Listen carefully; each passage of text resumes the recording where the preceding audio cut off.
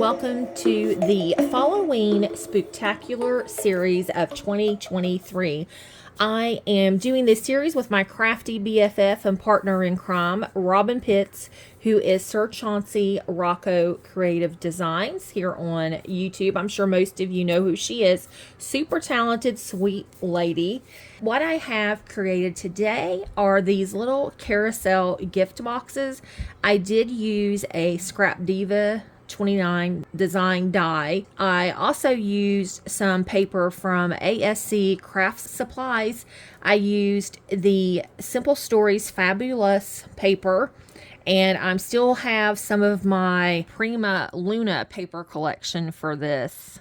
And my granddaughter, her favorite color is pink, so she is loving, or has always loved, the pink Pasteloween colors. And then of course my grandson, I'll give him the traditional colors, and they love getting the Halloween projects, and my daughter uses them to decorate in her house. So that's what I always do with the Halloween projects. I have a lot of people ask me what I do with these, and I either gift them or I'll display them in the craft room. Kind of answer that question there that I've been asked. We'll look at the traditional collared one here, and I forgot to measure the box. So with the straw at the top, it is like almost 11 inches tall, 10 and a half, 11 inches tall. And the gift box is 6 inches probably, or almost 6 inches at the widest point. And then the box itself, let's see here, is about 4 inches high. And then if you count the dome lid, it's about 6 inches high. Did I say 4 inches there? So 4 inches for the inside the base, and then about 6 inches the dome lid. And then the straw at the top, you know, adds quite a bit of height. I loved this paper collection. I feel that Simple Stories has really upped their designs in the last couple of years.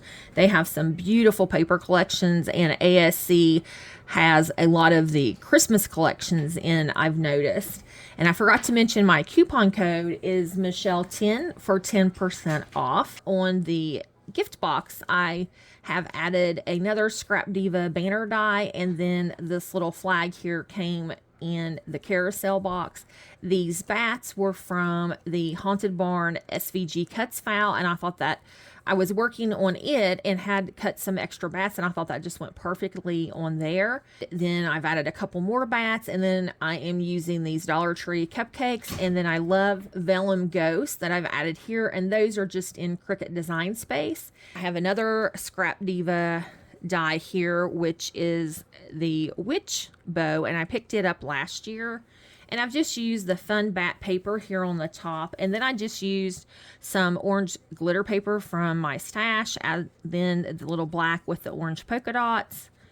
But I thought these came out really cute and a great way to gift some goodies to a friend, neighbor, or coworker. Take a look and spin it here. And then I did use some of the Dollar Tree tool to put in the windows. Can't get my hands to work today. And there's the back. And so it's a nice size box, and you can see the inside nice and deep. And on this one, it's very, very similar to the first one. So I have my boo there that it was also in Cricut Design Space.